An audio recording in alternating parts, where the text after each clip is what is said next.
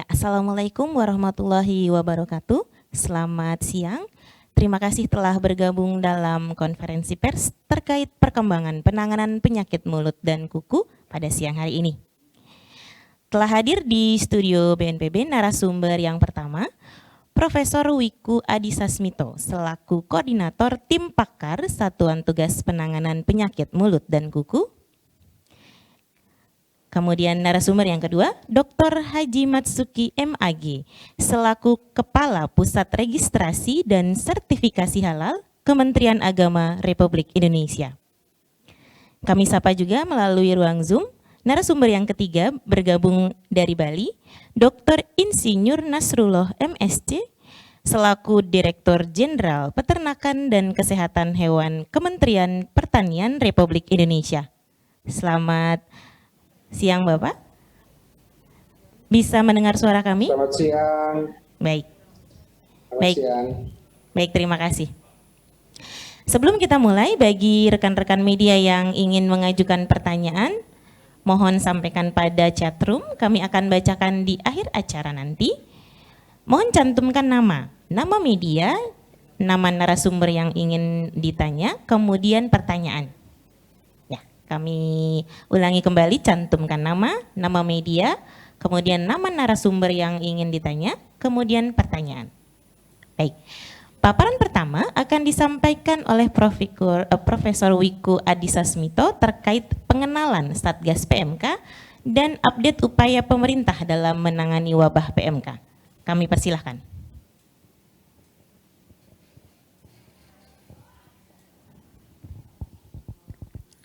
Selamat sore, Assalamualaikum warahmatullahi wabarakatuh. Salam sejahtera untuk kita semuanya. Pada hari ini saya akan menjelaskan terkait perkembangan penyakit mulut dan kuku atau PMK pada hewan ternak di Indonesia. Seperti yang telah kita ketahui bersama bahwa pemerintah menerbitkan keputusan Ketua KPCPEN nomor 2 tahun 2022 pada tanggal 24 Juni lalu untuk membentuk Satgas atau Satuan Tugas Penanganan PMK yang dipimpin langsung oleh Kepala BNPB untuk saling bahu-membahu bersama dengan Kementerian Pertanian dalam menyelesaikan permasalahan strategis PMK secara cepat dan tepat. Langkah ini kemudian ditindaklanjuti oleh Peraturan Menteri Pertanian nomor 500 tahun 2022 tentang penetapan daerah wabah penyakit mulut dan kuku dan keputusan Kepala BNPB nomor 47 tahun 2022 tentang penetapan status keadaan tertentu darurat penyakit mulut dan kuku yang secara resmi menyebutkan bahwa pemerintah telah menetapkan penyakit mulut dan kuku ini sebagai keadaan darurat tertentu. Saat ini berdasarkan keputusan Kepala Badan Nasional Penanggulangan Bencana atau BNPB nomor 47 tahun 2022 tentang penetapan status keadaan tertentu darurat penyakit mulut dan kuku, pemerintah telah menetapkan penyakit mulut dan kuku ini sebagai keadaan darurat tertentu. Kemudian masing-masing oleh gubernur di tingkat provinsi daerah dapat mengusulkan penetapan status darurat di wilayah masing-masing. Penyakit mulut dan kuku atau disingkat PMK adalah penyakit hewan yang sangat menular akibat infeksi virus tipe A dari famili Picornaviridae. Penyakit ini dicirikan oleh luka di bagian mulut dan kuku pada hewan berkuku belah atau genap, seperti hewan ternak yaitu sapi, kerbau, babi, kambing, dan domba. Begitu juga satwa liar yaitu rusa, kijang, antelope, babi liar, jerapah, dan unta.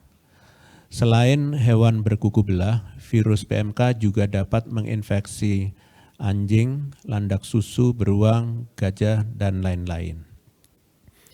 Hewan yang terinfeksi virus ini menunjukkan tanda klinis yang bervariasi, mulai dari ringan hingga berat, tergantung pada spesies hewan, umur hewan, serotipe virus, serta jumlah paparan virus. Ciri khas penyakit ini adalah munculnya lepuh di kulit bagian hidung, lidah, bibir, di dalam rongga mulut, baik di gusi, langit-langit, maupun pipi bagian dalam, di sela kuku dan lingkaran kuku, serta di puting susu hewan betina. Setelah kulit melepuh, hewan menjadi lemas dan enggan bergerak atau makan. Tanda klinis lain yang sering ditemukan yaitu demam sekitar 40 derajat Celcius, kemudian depresi, hipersalivasi atau keluar air liur secara berlebihan, kemudian terjadi penurunan nafsu makan, berat badan, dan produksi susu, serta hambatan pertumbuhan. Perlu diketahui bahwa virus PMK masuk ke dalam tubuh hewan melalui saluran pernafasan, pencernaan, atau melalui kulit dan membran mukosa yang terluka. Masuknya virus terjadi saat hewan mengalami kontak langsung dengan hewan terinfeksi, terutama melalui aerosol, atau dengan benda-benda terkontaminasi seperti pakaian, sepatu, dan kendaraan. Hal inilah yang menjadi penyebab sangat pesatnya penyebaran PMK. Hingga hari ini di Indonesia total sudah terdapat 317.889 kasus PMK yang tersebar di 21 provinsi dan 231 kabupaten kota. Dari angka tersebut, 106.925 diantaranya sembuh dan 2.016 mengalami kematian. Sebanyak 3.489 ekor dari total kasus dilakukan potong bersyarat. Berdasarkan jenis hewan ternak saat ini, PMK telah menyerang paling banyak pada sapi, yaitu ada 309.000 ekor, kemudian kerbau 5.600 ekor, kambing 1.300 ekor, domba 1.000 ekor, dan babi 16 ekor. Perlu menjadi perhatian bahwa meskipun saat ini virus PMK pada hewan ternak tidak menular ke manusia, namun manusia dapat membawa virusnya dan menulari kepada hewan yang sehat. Kita harus bahu-membahu dalam penanganan PMK ini karena penyakit ini berdampak signifikan pada perkembangan ekonomi di Indonesia. Dengan banyaknya sapi yang harus dilakukan pemotongan bersyarat, serta juga terdapat sapi yang mati, tentunya akan sangat berdampak pada hasil penjualan hewan ternak maupun produk pangan hewani yang dikonsumsi oleh masyarakat. Data terakhir menunjukkan bahwa provinsi dengan seluruh kabupaten kotanya telah terinfeksi virus PMK adalah Jawa Timur, Jawa Tengah, dan Bangka Belitung. Selain itu, Jawa Barat 96%, Sumatera Barat 84%, Jambi 81%, dan DIY 80% menjadi provinsi yang lebih dari 80% kabupaten kotanya telah terinfeksi PMK. Hal yang saat ini penting untuk diupayakan adalah untuk mempertahankan wilayah yang belum terdampak oleh PMK agar semaksimal mungkin dicegah masuknya virus ini ke wilayah tersebut. Maluku, Maluku Utara, NTB, Sulawesi, dan Papua adalah pulau-pulau di Indonesia yang belum terdampak oleh PMK. Berbagai hal untuk mencegah penularan PMK di hewan ternak akan saya sampaikan selanjutnya. Dari hasil pemantauan kondisi penyakit mulut dan kuku di Indonesia, Presiden Republik Indonesia menetapkan PMK sebagai wabah sejak Juni lalu, dan sejak itu berbagai upaya cepat tanggap dilakukan oleh pemerintah, di antaranya adalah integrasi data testing PMK, surveillance aktif termasuk percepatan testing dengan metode terkini, kemudian percepatan vaksinasi hewan ternak serta penetapan daerah wabah dan protokol penanganan PMK. Untuk mendukung berbagai gerakan ini, perlu dibentuknya sebuah satgas khusus, yaitu Satuan Tugas Penanganan Penyakit Mulut dan Kuku yang melingkupi lintas kementerian dan lembaga termasuk melibatkan Kementerian Pertanian yang bersinggungan langsung dalam aspek penanganan PMK.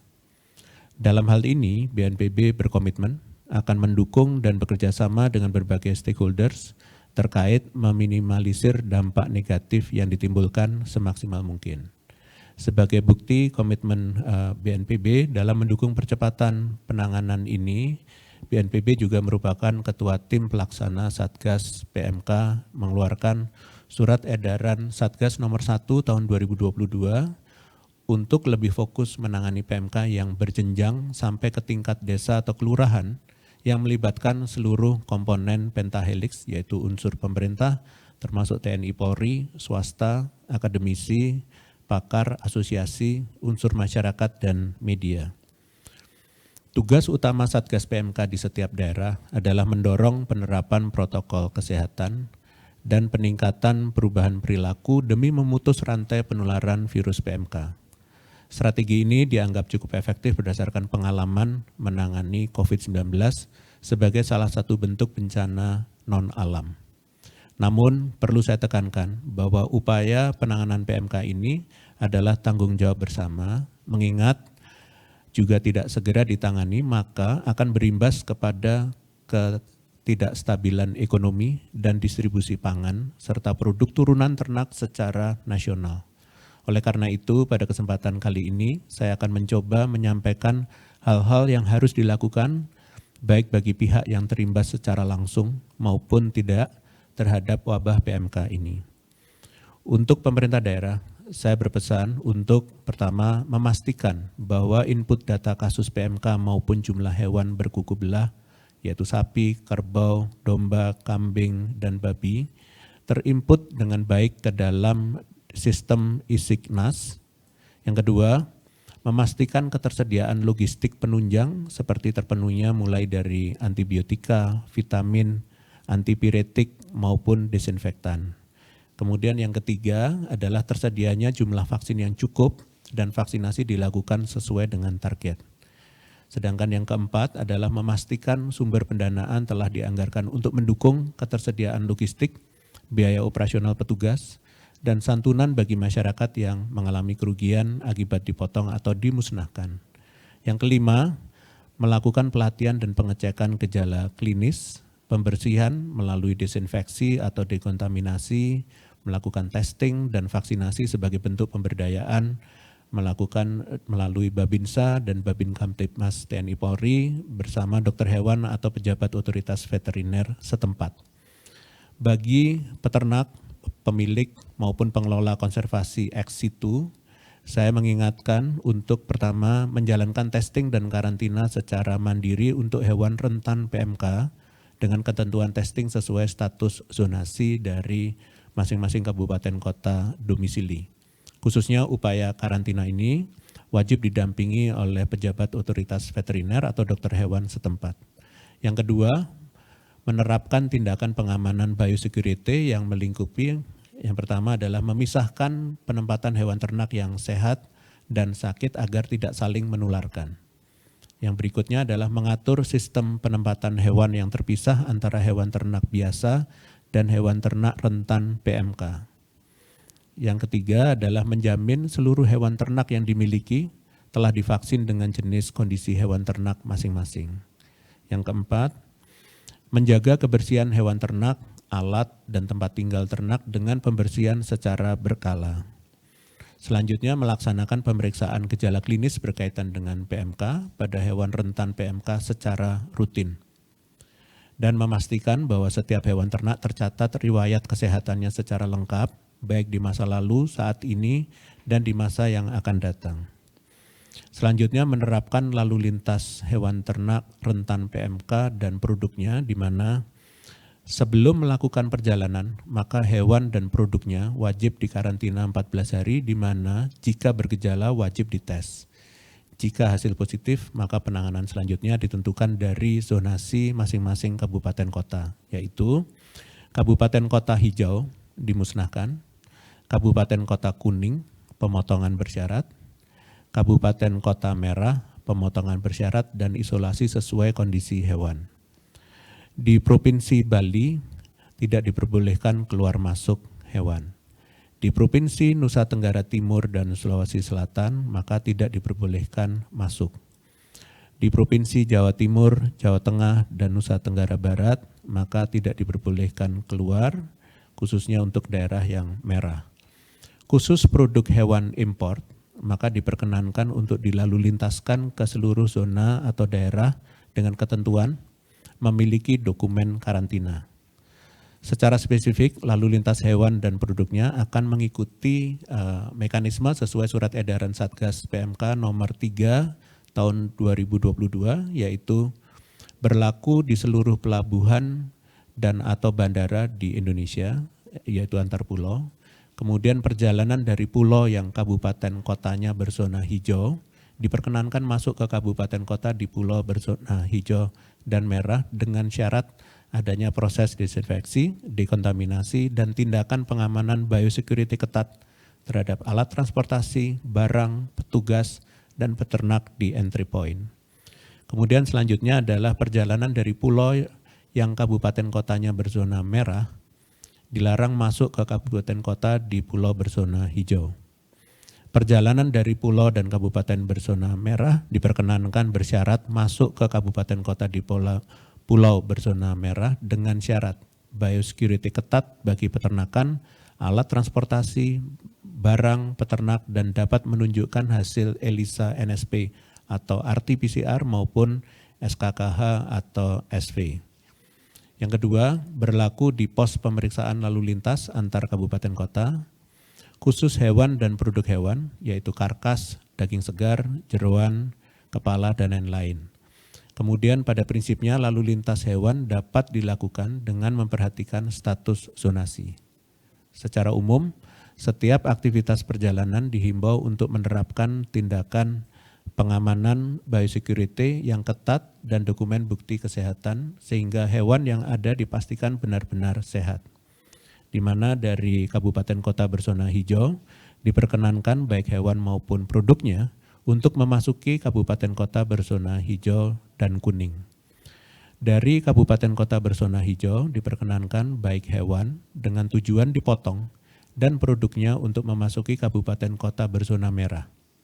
Dan dari kabupaten berzona kuning diperkenankan baik hewan maupun produknya memasuki zona kuning dan diperkenankan hanya untuk produk hewan ke zona merah.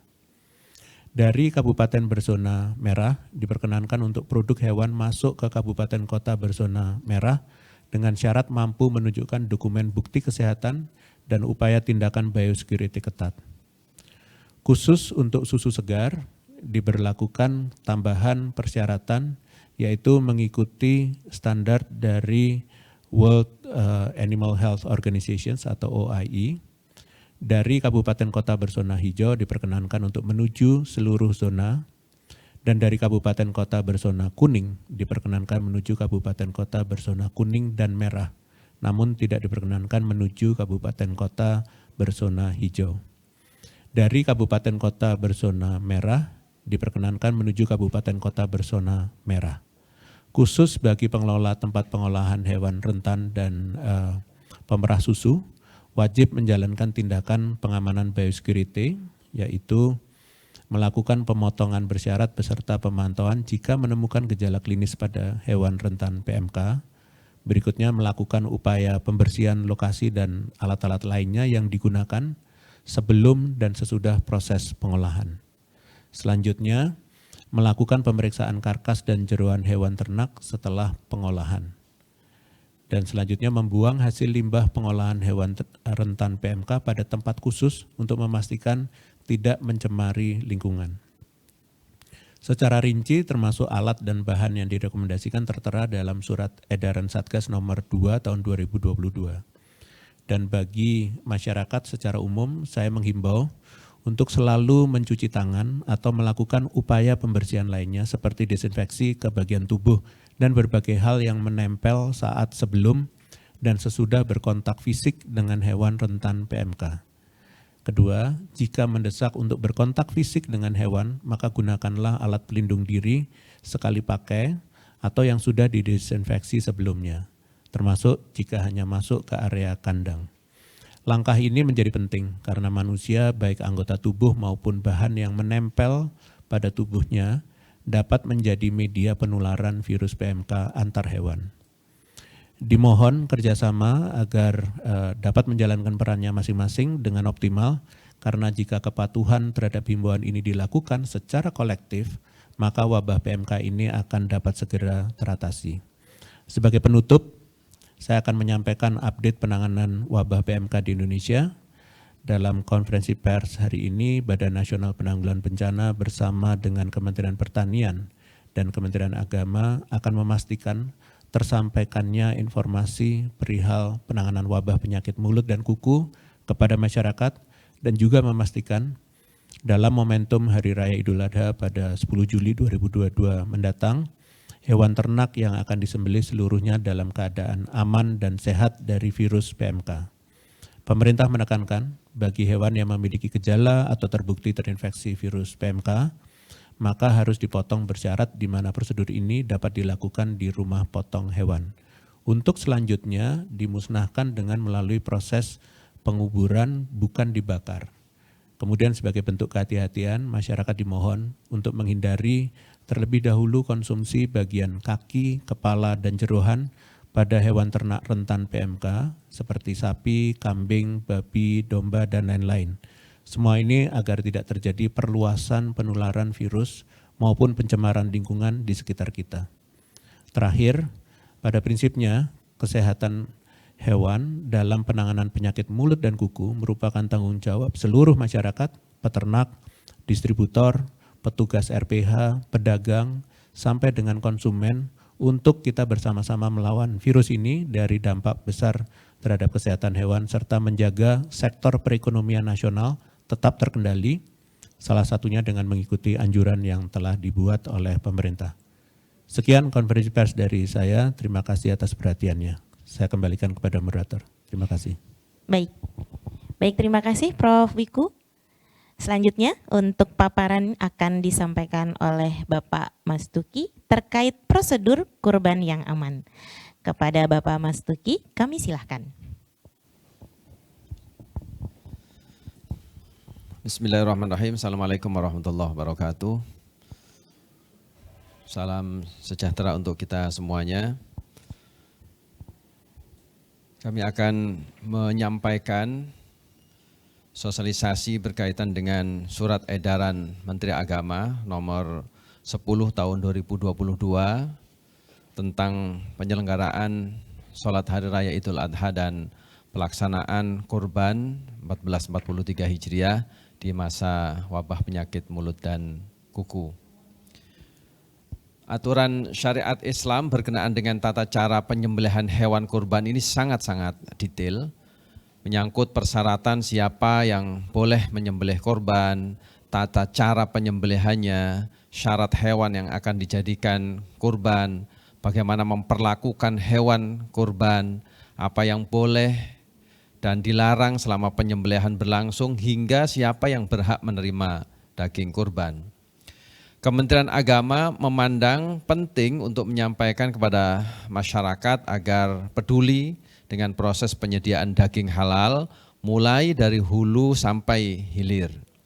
Sejak penyembelihan hewan, ketersediaan juru sembelih halal yang bersertifikat, memperhatikan tempat atau lokasi penyembelihan yang harus memenuhi syarat kebersihan, pemisahan lokasi penampungan hewan dan pemotongan, kemudian pencacahan dan pembungkusan. Juga perhatian ini bukan saja saat atau menjelang pelaksanaan Idul Adha 1443 Hijriah, tapi sepanjang waktu karena berkaitan dengan kehalalan daging yang beredar di pasaran. Para ulama sepakat bahwa hewan kurban, terutama kambing, domba, sapi, dan unta atau bahimatul an'am harus memenuhi syarat. Yang pertama adalah berkaitan dengan telah tanggalnya atau berganti gigi suri atau yang lebih tua dari itu. Berdasarkan hadis bahwa Rasulullah SAW menyatakan, janganlah kamu menyembelih untuk kurban melainkan yang musinnah berumur 2 tahun. Jika kamu sukar memperolehnya, maka sembelihlah hewan yang berumur 1 tahun. Yang dimaksud dengan musinnah di sini, kalau kambing dan sapi itu telah sempurna berumur 2 tahun, masuk tahun ketiga. Kalau unta telah sempurna berumur 5 tahun atau masuk tahun ke-6.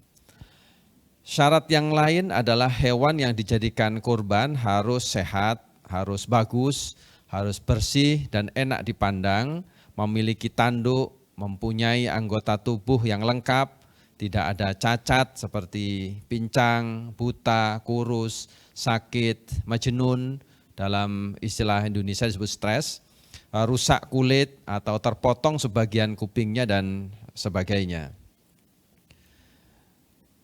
Ini disampaikan oleh Rasulullah SAW bahwa ada 4 macam binatang yang tidak boleh dijadikan binatang kurban, yaitu buta, lagi jelas kebutaannya, yang jelas sakit, kemudian pincang, jelas kepincangannya, dan binatang yang kurus, kering, dan tidak bersih. Kenapa hewan kurban itu harus bagus dan bahkan sempurna? Karena kurban adalah bagian dari ibadah kepada Allah Subhanahu wa taala, wujud ketakwaan dalam rangka mendekatkan diri kepada Allah Subhanahu wa taala. Maka hewan yang dipersembahkan kepada Allah Subhanahu wa taala hendaklah hewan yang benar-benar sehat, bagus, tidak cacat dan enak dipandang mata. Inilah yang dimaksudkan di dalam firman Allah Subhanahu wa taala, la yanalallahu luhumuha wala dima'uha walaki yanaluhut taqwa minkum. Daging-daging unta dan darahnya itu sekali-kali tidak dapat mencapai keridhaan Allah, tetapi ketakwaan dari kamulah yang dapat mencapainya. Mengacu pada ketentuan syariat di atas, Menteri Agama telah mengeluarkan surat edaran nomor 10 tahun 2022 tentang panduan penyelenggaraan sholat Hari Raya Idul Adha dan pelaksanaan kurban tahun 1443 Hijriah atau 2022 Masehi. Ada beberapa ketentuan yang ingin kami sampaikan dalam kesempatan konferensi pers ini. Yang pertama, bahwa bagi umat Islam menyembelih hewan kurban pada Idul Adha hukumnya adalah sunnah muakkadah, ditekankan.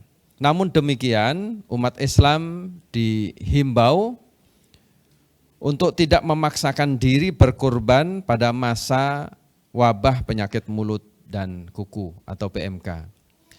Yang kedua, umat Islam dihimbau untuk membeli hewan kurban yang sehat dan tidak cacat sesuai dengan kriteria, sesuai syariat Islam tadi, serta menjaganya agar tetap dalam keadaan sehat hingga hari penyembelihan. Yang berikutnya adalah umat Islam yang berniat berkurban pada daerah wabah atau tertular dan daerah terduga PMK dihimbau untuk pertama melakukan penyembelihan di rumah potong hewan atau RPH atau menitipkan pembelian, penyembelihan, dan pendistribusian hewan kurban kepada badan amil zakat, lembaga amil zakat, atau lembaga lainnya yang memenuhi syarat. Di peraturan Menteri Agama, surat edaran Menteri Agama ini juga menetapkan tentang kriteria penyembelihan hewan kurban sesuai dengan syariat.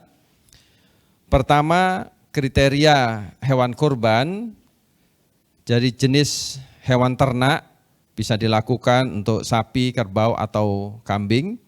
Kemudian cukup umur, sapi dan kerbau minimal umur 2 tahun dan kambing minimal 1 tahun.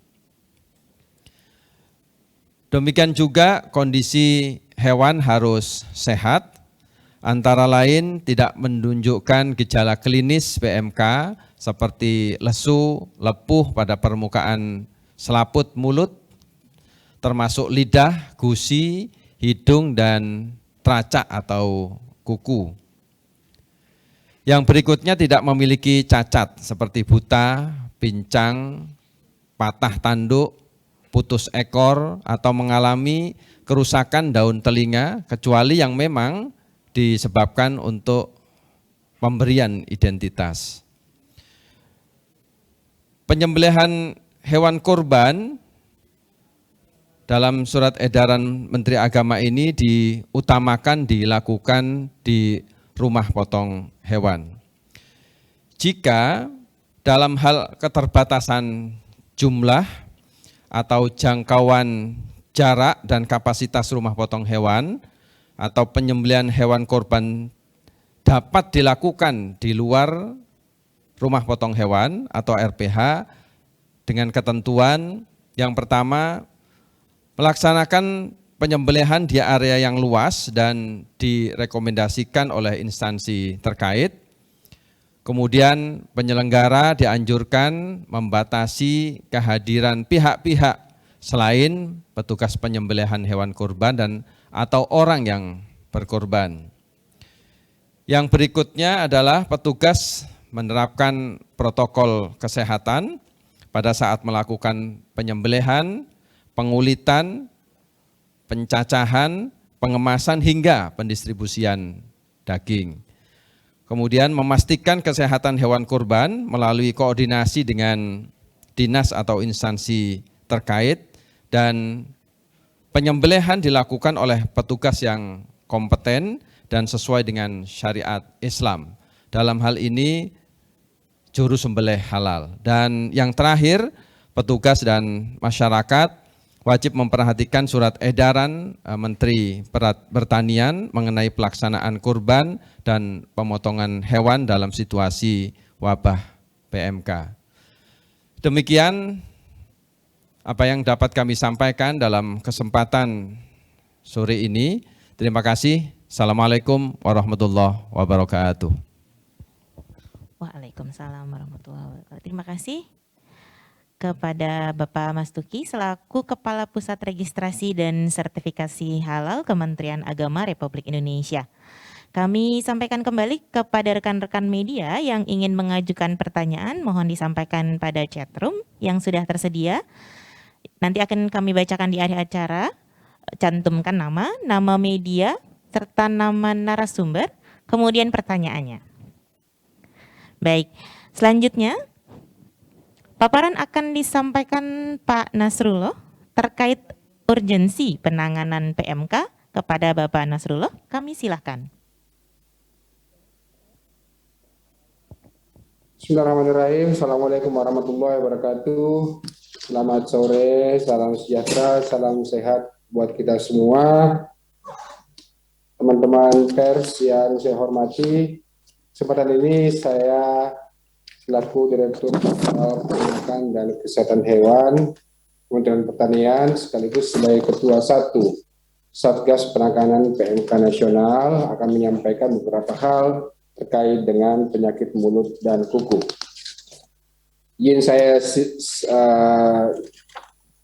share screen.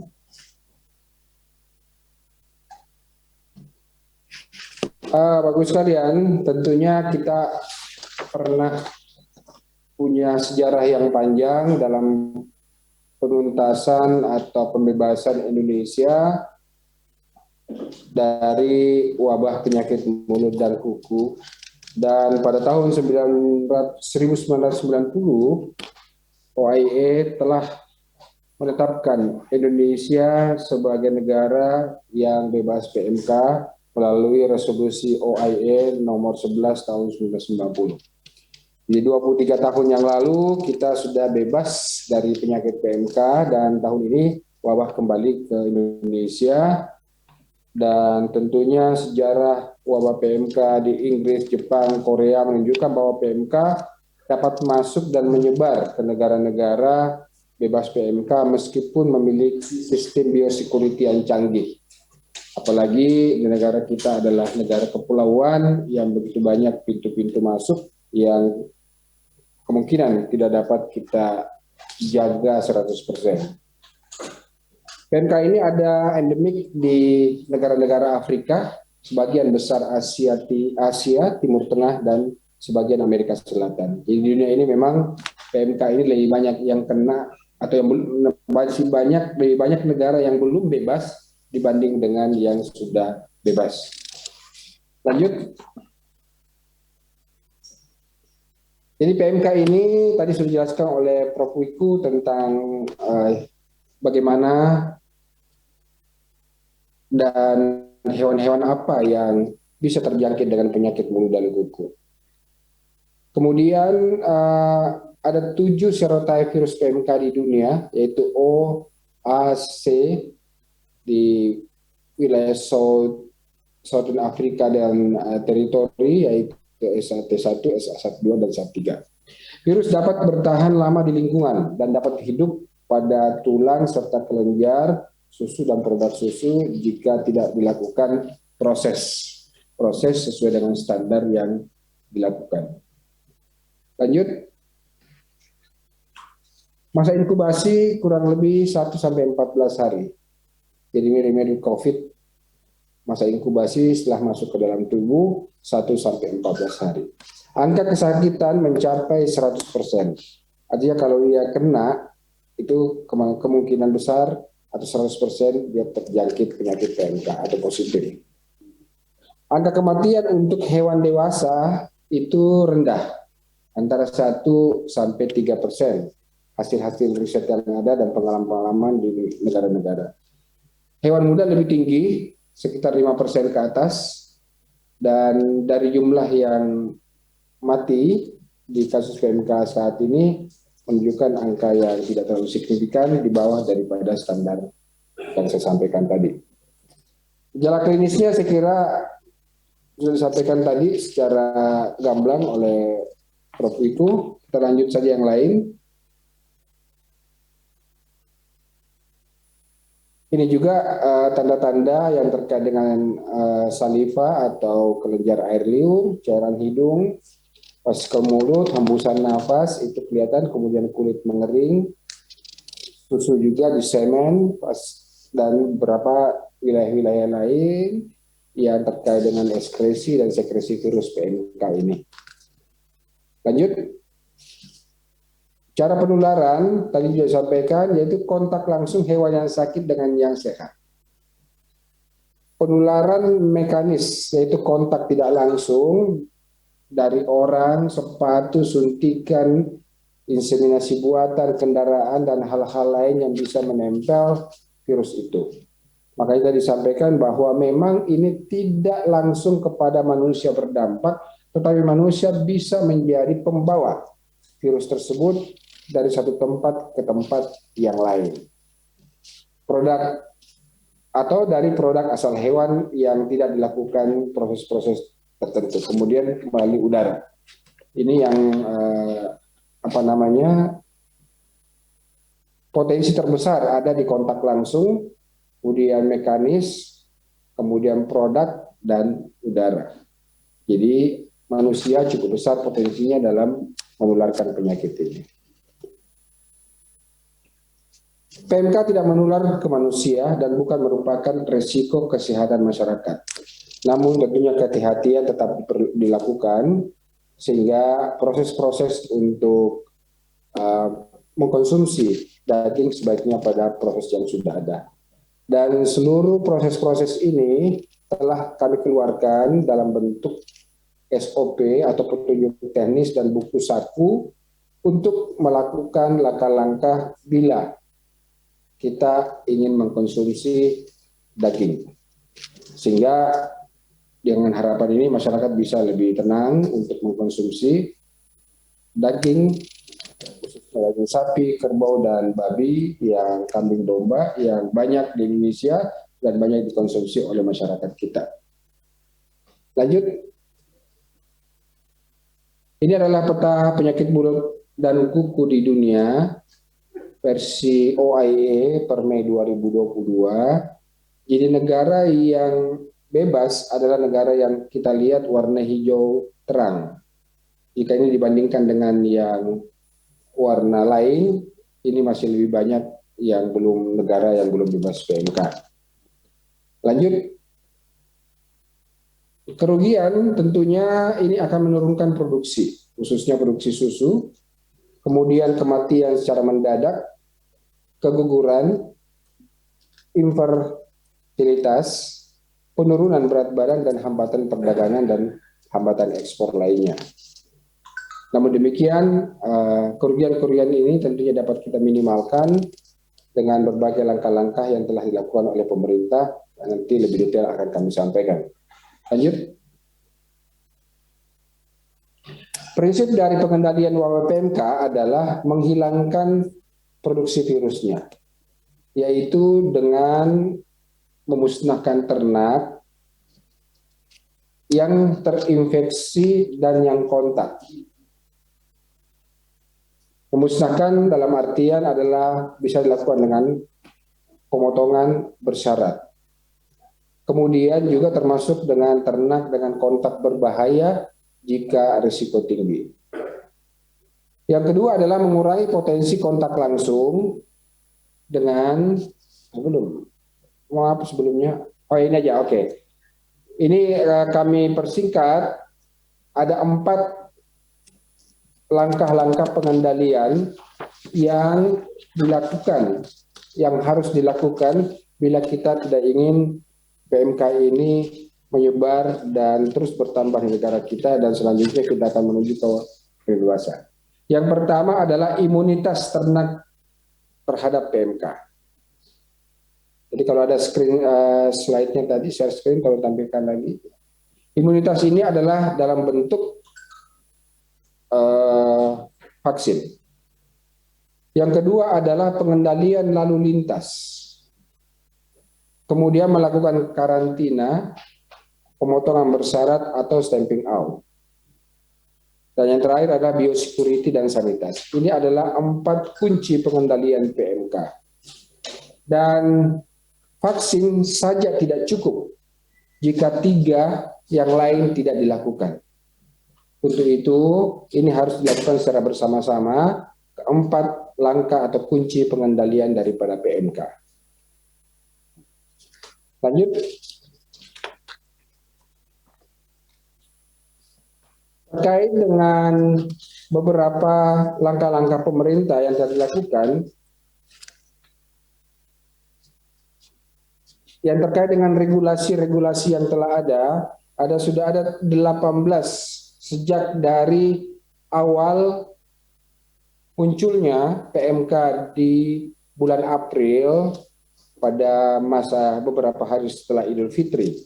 Mulai dari surat keputusan yang terakhir dari Kepala Badan Nasional Penanggulangan Bencana, ada edaran Menteri Agama, ada fatwa Majelis Ulama, keputusan Ketua Komite Kebijakan Penanganan Coronavirus Disease, kemudian kesiagaan darurat, instruksi Menteri Dalam Negeri, keputusan Menteri Pertanian, keputusan Menteri Pertanian, ada beberapa surat keputusan Menteri Pertanian tentang lockdown yang terakhir, kemudian surat edaran tentang pengadaan barang dan jasa. Ada total ada 18 regulasi yang telah dikeluarkan pemerintah dalam terkait penanganan penyakit mulut dan kuku ini. Hal-hal yang telah kami lakukan di slide 14, ada 6 langkah yang telah dilakukan oleh pemerintah dalam penanggulangan PMK ini. Yang pertama adalah penetapan posko dan gugus tugas atau satgas, mulai dari tingkat pusat, provinsi, sampai dengan kabupaten. Dan di awal dari kasus ini, Kementerian Pertanian langsung membuat krisis center yang berada di Kementerian Pertanian, di mana segala informasi data dapat diakses secara menyeluruh.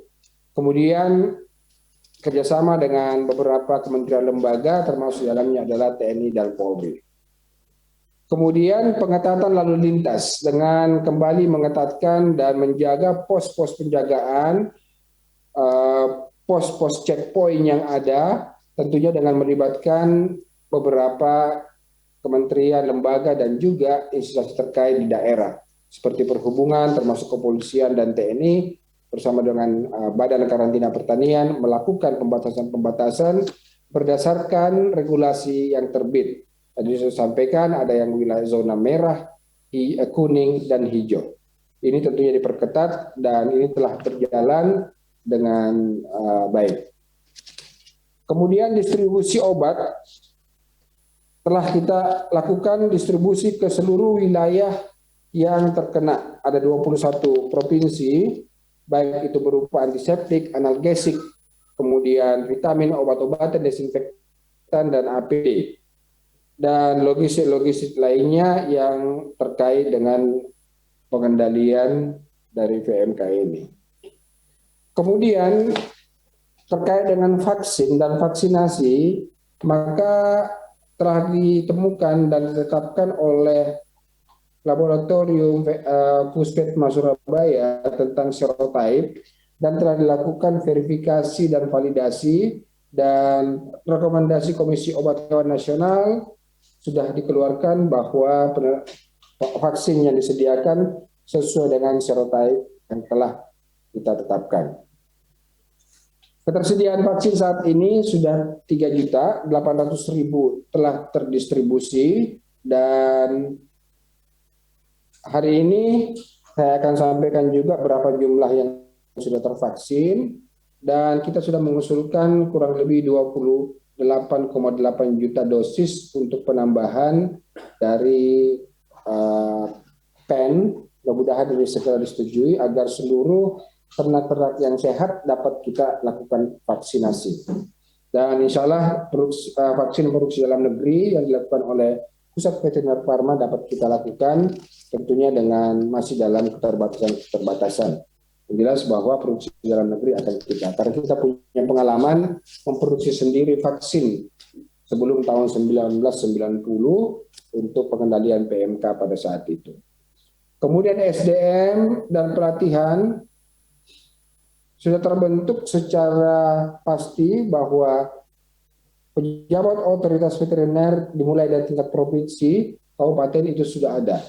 Dan demikian pula dengan tenaga kesehatan hewan, baik itu dokter hewan, para medis, veteriner, inseminator, ahli teknologi reproduksi, dan petugas pemeriksa kebuntingan, itu adalah merupakan bagian-bagian dari SDM teknis yang kita sudah siapkan, dengan jumlah total ada 23.050 orang. Ditambah lagi dengan 470 orang petugas teknis, dan termasuk di dalamnya para dokter-dokter hewan yang ada di Polri telah kita lakukan pelatihan berbentuk TOT, dan selanjutnya 20 orang ini akan melakukan pelatihan ke bawah kepada petugas-petugas teknis lainnya. Komunikasi, informasi, dan edukasi terus dilakukan. Beberapa hal-hal yang terkait dengan ini telah dibuat dalam bentuk petunjuk teknis, petunjuk praktis, buku saku, dan lain-lain terkait ini. Dan yang terakhir kemarin kita sudah mengeluarkan surat buku saku tentang tata cara penyembelihan, tata cara penanganan hewan kurban, dan kemarin Selasa telah kita lepas pemantau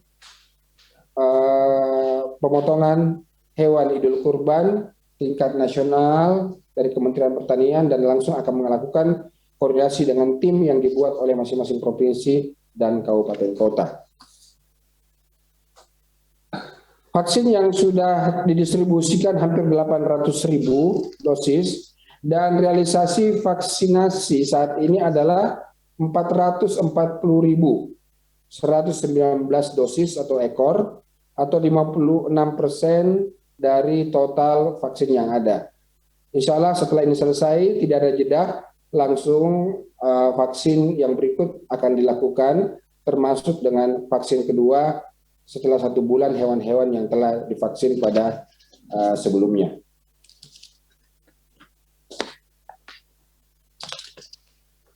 Saya kira Bapak Ibu sekalian, teman-teman media,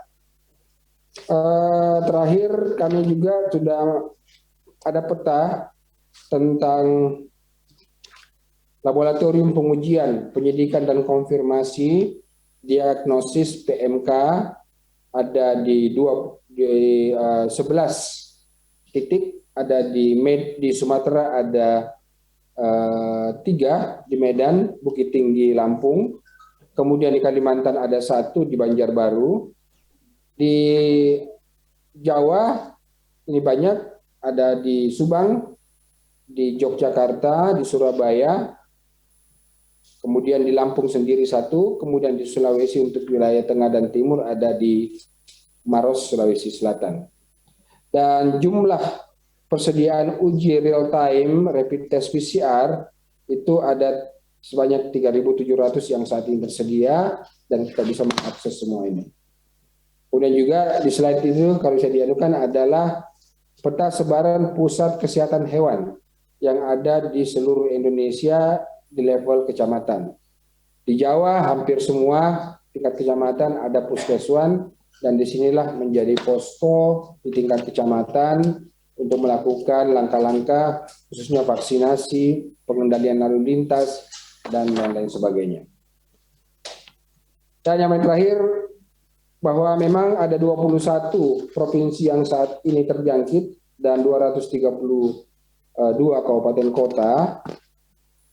Namun kalau kita tarik ke bawah, karena ternak ini berada di desa, maka dari jumlah kabupaten ataupun jumlah provinsi yang ada, maka kita tarik yang paling terbawah yaitu kelurahan dan desa yang terdampak, itu memang ada kurang lebih 8.200.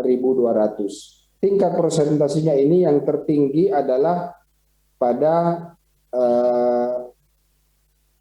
Jawa Timur dengan 36,42% desa dan kelurahannya terjangkit. Namun seperti misalnya dengan Jawa Barat itu 9,55% desa dan kelurahannya terdampak. Walaupun sudah 99% kabupatennya terdampak dari 27 kabupaten kota dan terdampak sudah 26.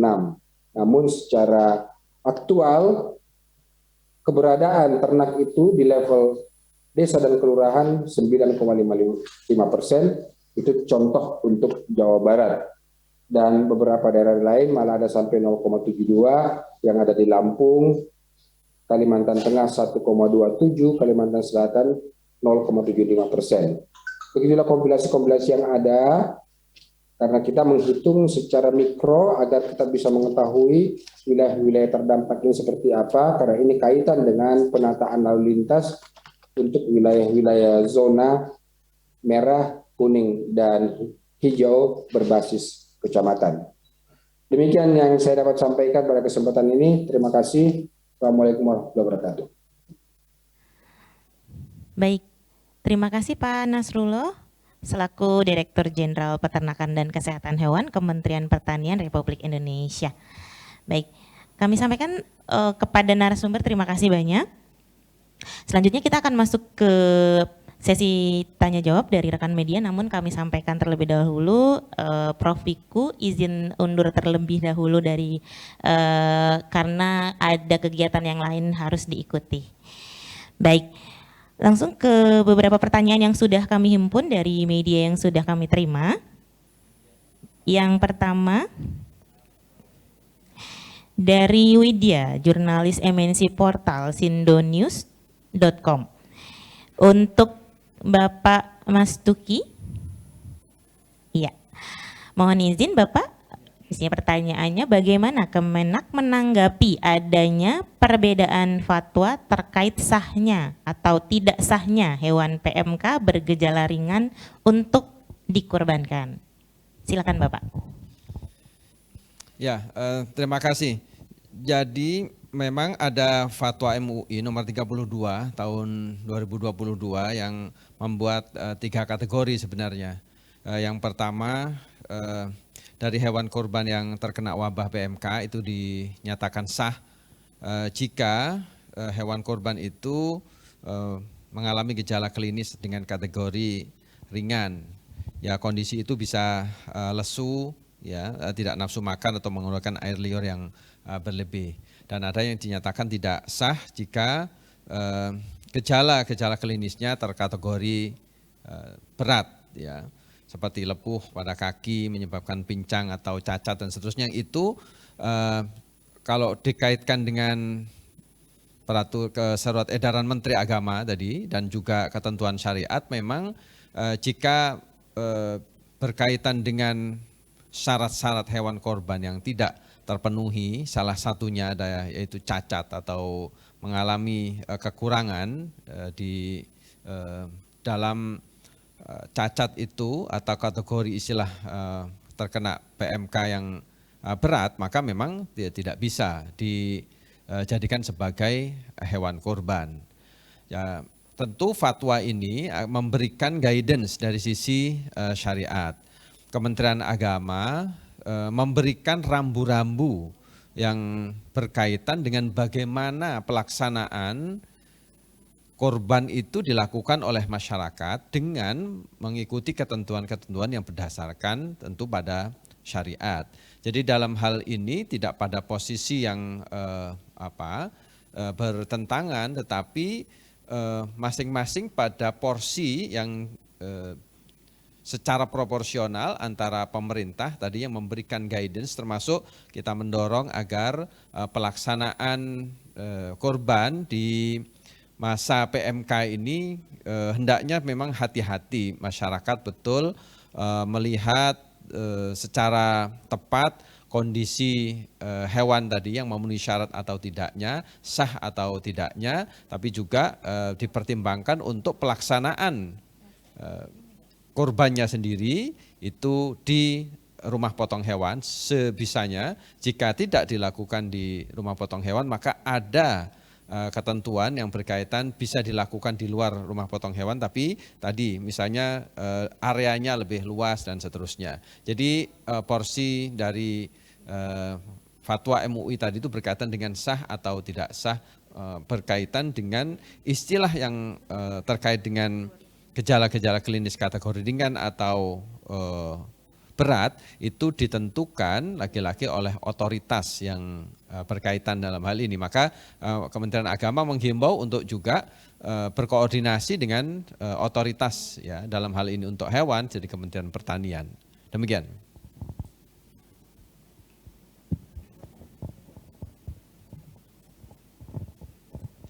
Baik. Baik, terima kasih. Semoga menjawab ya tadi pertanyaan dari sindonews.com. Baik. Baik, selanjutnya sudah tidak ada pertanyaan lagi yang masuk ya. Baik. Baik, nanti jika ada pertanyaan rekan-rekan dari media yang ingin menyampaikan pertanyaan yang belum sempat kami jawab atau ada yang ingin disampaikan, silahkan menghubungi narahubung yang ada di chat room. Baik, dengan berakhirnya sesi tanya jawab ini, maka konferensi pers kami akhiri. Terima kasih atas perhatian rekan-rekan media, terima kasih para narasumber yang telah bergabung bersama kami. Selamat sore, wassalamualaikum warahmatullahi wabarakatuh.